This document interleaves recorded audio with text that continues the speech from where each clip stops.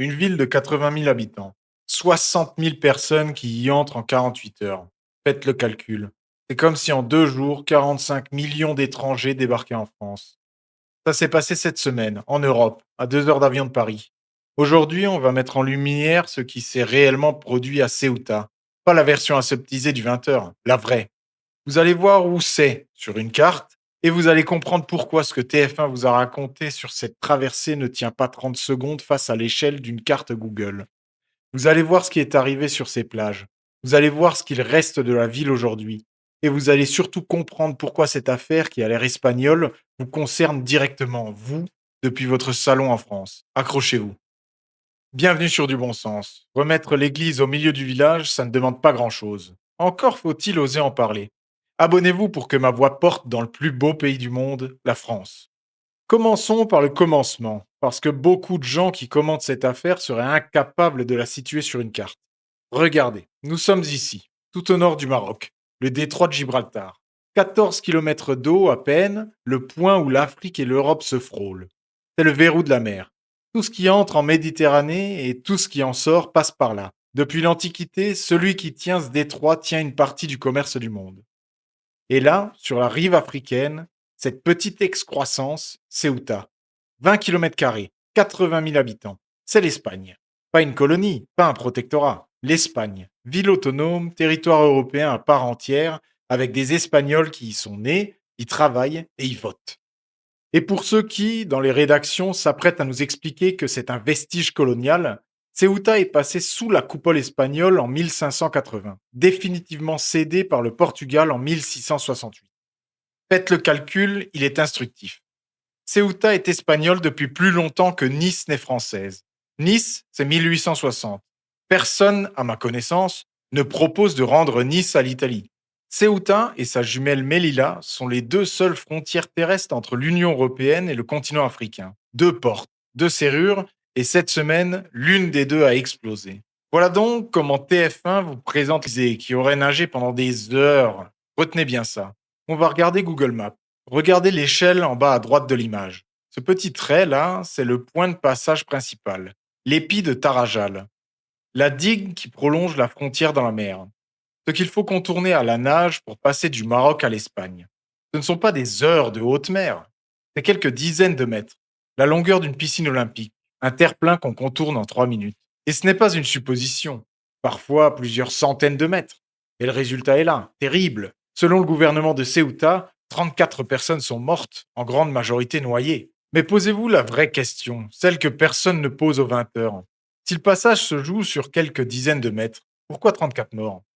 Peut-être parce que ce ne sont pas des marins expérimentés fuyant les bombes, ce sont des gamins partis en maillot de bain et en tongs qui se sont jetés à l'eau parce qu'une vidéo TikTok leur a promis que la frontière était ouverte. Ils ne fuyaient pas la mort, ils l'ont trouvée en voulant venir dans un pays qu'ils détestent.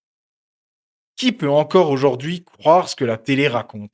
C'est d'ailleurs pour cela qu'ils veulent censurer les réseaux sociaux. Il ne faudrait surtout pas que vous vous rendiez compte de la supercherie. Mais ceci est un autre débat. Maintenant, regardez ces images. Regardez-les vraiment. Prenez 30 secondes et faites un exercice tout simple avec moi. Comptez les femmes, comptez les enfants, comptez les vieillards. Vous n'y arrivez pas? C'est parce qu'il n'y en a quasiment pas. Ce que vous voyez, ce sont des hommes, des jeunes hommes entre 18 et 35 ans. C'est la description qu'en donnent les policiers espagnols eux-mêmes. Ce sont donc des hommes en âge de se battre. Et je ne vous demande pas de me croire sur parole.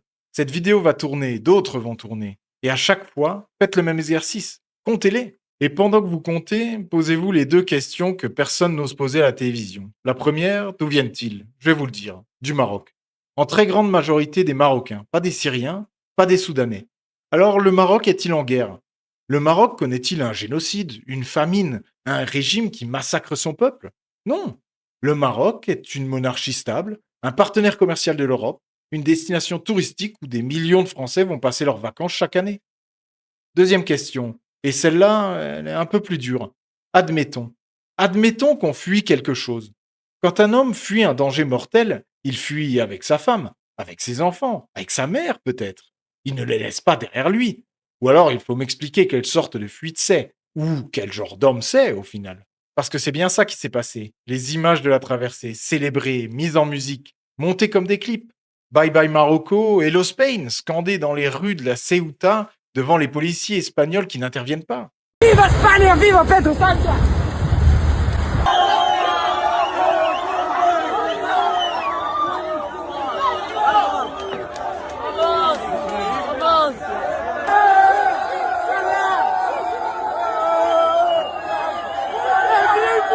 Ce n'est pas le visage de la détresse, c'est le visage du triomphe. Et il y a un détail dans le calendrier qui mérite d'être posé sur la table.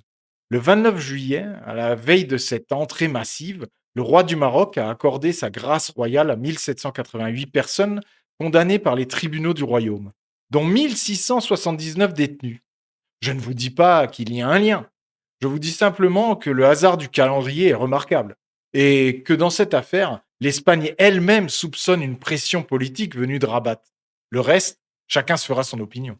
Revenons à notre reportage. Écoutez, ils sont des centaines. Alors, on ne va surtout pas les contredire. Attendez, ils le disent à la télé quand même. C'est vrai, ils sont bien des centaines. Environ 500 centaines très exactement. Les autorités espagnoles parlent de 50 000 personnes. Le président du gouvernement de Ceuta, Juan Vivas, en annonce 60 000, soit, je le cite, 70% de la population de sa ville. Le seul jeudi 30 juillet, le département de la sécurité nationale espagnole en compte 49 000. Alors quand on dit des centaines, techniquement, on ne ment pas. Mais quand la vérité c'est 50 000 et qu'on choisit le mot qui la fait tenir dans un dé à coudre, ce n'est plus de l'information, c'est de l'anesthésie. Ce serait quand même plus simple de dire 50 000, non? Ou bien ça ferait désordre, sachant que Ceuta compte 80 000 habitants. Rapporté à la France, ce serait 45 millions de personnes débarquant en 2 jours. Vous imaginez le traitement médiatique? Vous imaginez dire des centaines? Et c'est là que l'affaire devient vraiment intéressante, parce qu'il faut expliquer pourquoi ça s'est produit maintenant. Le 8 juillet dernier, à Madrid, le tribunal suprême espagnol rend une décision. Elle porte sur ce qu'on appelle les refoulements à chaud. La possibilité pour la police de renvoyer immédiatement au Maroc quelqu'un qui vient d'entrer illégalement. L'arrêt restreint cette possibilité. Elle ne s'applique plus que si la personne a franchi une barrière physique, une clôture ou un grillage. Donc là, il faut mesurer ce qui vient de se passer. Des juges, dans un tribunal de Madrid, à 300 km de la mer, viennent décrire noir sur blanc le mode d'emploi pour entrer en Espagne sans pouvoir être renvoyé. Ne sautez pas la clôture, contournez-la par l'eau. C'est exactement ce qui s'est produit. Des dizaines de milliers de personnes sont entrées par la mer et se sont retrouvées juridiquement quasi inexpulsables. Ajoutez à ça les réseaux sociaux qui ont fait le reste du travail. Des publications virales expliquant que la frontière était ouverte. Des groupes WhatsApp et Facebook où l'on s'organise, où l'on s'échange des conseils, où l'on achète et revend des palmes pour la traversée. Des adolescents qui ont fait 12 heures de route depuis Meknès sur la foi d'une vidéo Instagram. Voilà le mécanisme complet. Une décision de justice déconnectée du terrain, plus un emballement numérique, égale 60 000 entrées illégales. Et le plus beau, c'est la réaction de Pedro Sanchez, le premier ministre espagnol, une fois sur place. Il explique que les mafias ont fait une interprétation intéressée de l'arrêt de la Cour suprême. Traduction, ce n'est jamais la faute de la décision, c'est toujours la faute de ceux qui l'ont lue. Maintenant, regardons ce que ça donne concrètement. Ici, un homme qui fracasse une vitre pour entrer dans un appartement. Ici, un autre qui aiguise tranquillement un long couteau sur un trottoir espagnol. Ici, un troisième qui escalade une façade pour tenter d'entrer chez quelqu'un. Et ici, un supermarché sous garde policière avec une trentaine d'hommes qui attendent devant. Et là, je vous entends d'ici. Il exagère, ils ont juste faim. Alors regardez ces images. Une supérette dévalisée. Voilà à quoi ressemble Ils ont juste faim. Et tout ça, ce n'est pas une compilation malveillante de vidéos sorties de leur contexte. C'est ce que rapporte la presse espagnole et les syndicats de police eux-mêmes. Des appartements ouverts à coups de pied et de marteau, des commerces qui baissent le rideau, du pain qui manque, les fêtes patronales annulées, des habitants qui se barricadent chez eux et d'autres qui prennent le ferry pour fuir vers la péninsule. Les syndicats policiers UFP et SUP le disent sans détour. C'est pire qu'en 2021. Et un. Et la réponse de l'État, selon eux, est arrivée avec 38 heures de retard. 38 heures. Et puis, il y a la plage.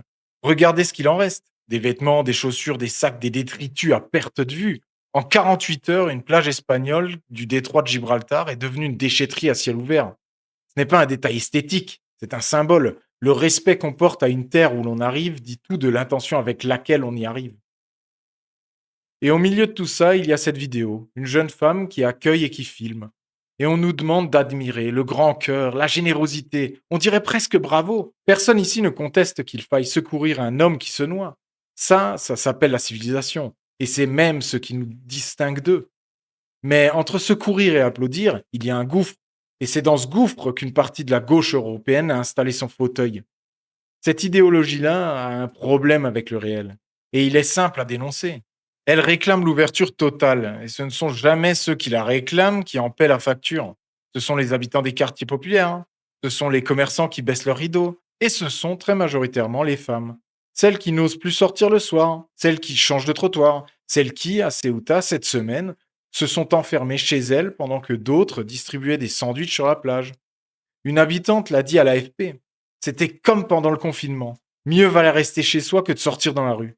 Voilà toute la tragédie de cette générosité-là. Elle se croit noble parce qu'elle est immédiate. Elle ne regarde jamais la deuxième page de l'addition. Et l'addition sera payée par d'autres. Vendredi 31 juillet, Pedro Sanchez atterrit enfin à Ceuta, accompagné de son ministre de l'Intérieur. Et les Ceutis, eux, veulent lui dire ce qu'ils ont sur le cœur.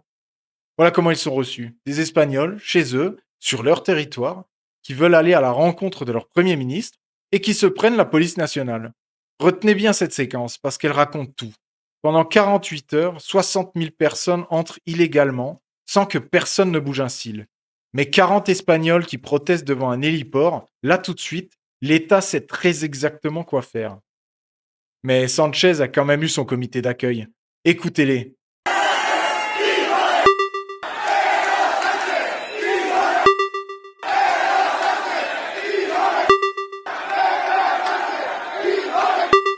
Bon, j'ai dû couper le dernier mot, mais je pense que vous avez compris. Oui, ils insultent bien sa mère. Voilà le niveau de confiance entre un peuple européen et son gouvernement en 2026. Et le pire, c'est que Sanchez leur donne raison sans le vouloir. Devant les caméras, il qualifie lui-même l'entrée massive de violation de l'intégrité territoriale de l'Espagne. Ses propres mots. Une violation de l'intégrité territoriale. C'est le vocabulaire qu'on emploie pour un acte de guerre. Mais l'affaire s'arrête là. On nomme, on ne fait rien. Et maintenant, la question que vous vous posez peut-être depuis le début. Tout ça est terrible, mais c'est espagnol. En quoi ça nous regarde? Ça nous regarde entièrement et voici pourquoi. L'Espagne fait partie de l'espace Schengen. Et Schengen, c'est un principe très simple. À l'intérieur, plus de frontières. Une personne régularisée en Espagne, munie d'un titre de séjour espagnol, ne reste pas à Ceuta. Elle circule. Madrid, Barcelone, puis Perpignan, Toulouse, Paris. Il n'y a plus un seul contrôle systématique entre le sud de l'Espagne et le nord de la France. Autrement dit, la frontière de Ceuta n'est pas la frontière de l'Espagne. C'est votre frontière. Cet épi de quelques dizaines de mètres que vous avez vu sur la carte au début de cette vidéo, c'est le rempart de Perpignan, de Lyon, de Lille et de Paris. Et il vient de céder. Et ce n'est pas une extrapolation de ma part. C'est exactement le raisonnement de l'Espagne elle-même, qui a annoncé la régularisation de centaines de milliers de sans-papiers. Chaque régularisation espagnole est une régularisation européenne. C'est précisément pour ça que l'Italie a réagi comme elle l'a fait. Dès le jeudi 30 juillet, Giorgia Meloni annonce se tenir prête à des mesures exceptionnelles, dont la suspension de Schengen avec l'Espagne, en dénonçant des images qu'elle qualifie de choquantes. Le vendredi, son ministre des Affaires étrangères, Antonio Tajani, passe à l'acte. Suspension temporaire de Schengen avec l'Espagne. Fermeture des frontières maritimes et aériennes. Une décision qu'il qualifie d'inévitable. Le Danemark et la Finlande applaudissent. La ministre finlandaise de l'Intérieur va jusqu'à dire que les pays qui ne remplissent pas leur obligation de protéger la frontière extérieure ne peuvent pas rester membres de Schengen. Madrid, de son côté, dénonce la démagogie et convoque l'ambassadeur d'Italie. Alors regardez bien ce qui vient de se produire, parce que c'est historique. Un pays européen vient de fermer sa frontière à un autre pays européen, à cause de l'immigration en 2026. Voilà le prix réel du laxisme. Ce n'est pas seulement une ville submergée, c'est l'Europe qui se disloque de l'intérieur. Et la France dans tout ça? La France a réagi, il faut lui reconnaître ça.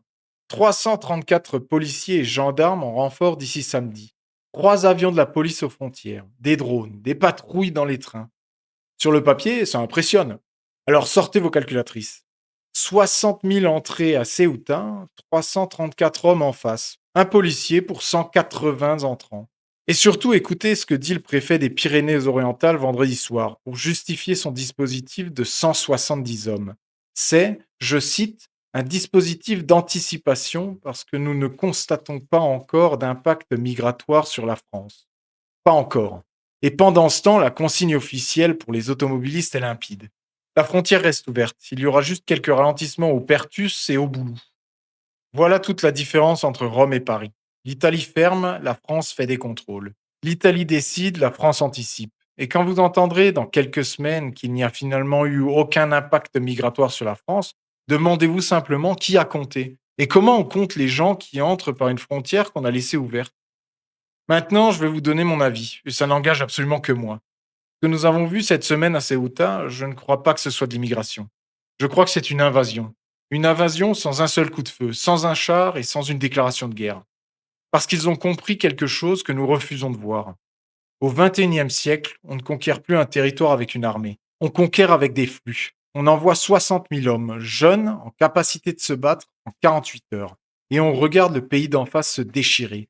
Ses juges paralysaient sa police, ses médias appelaient ça des centaines, et ses dirigeants tendre la main plutôt que la barrière.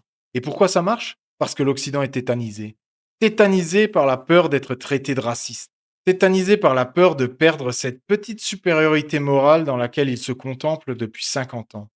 Nous avons tellement peur du mot qu'on pourrait nous jeter au visage que nous préférons perdre la chose elle-même. Nous préférons perdre nos rues, nos plages, nos villes, plutôt que de risquer un adjectif. Alors la seule question qui vaille ce soir, c'est celle-ci.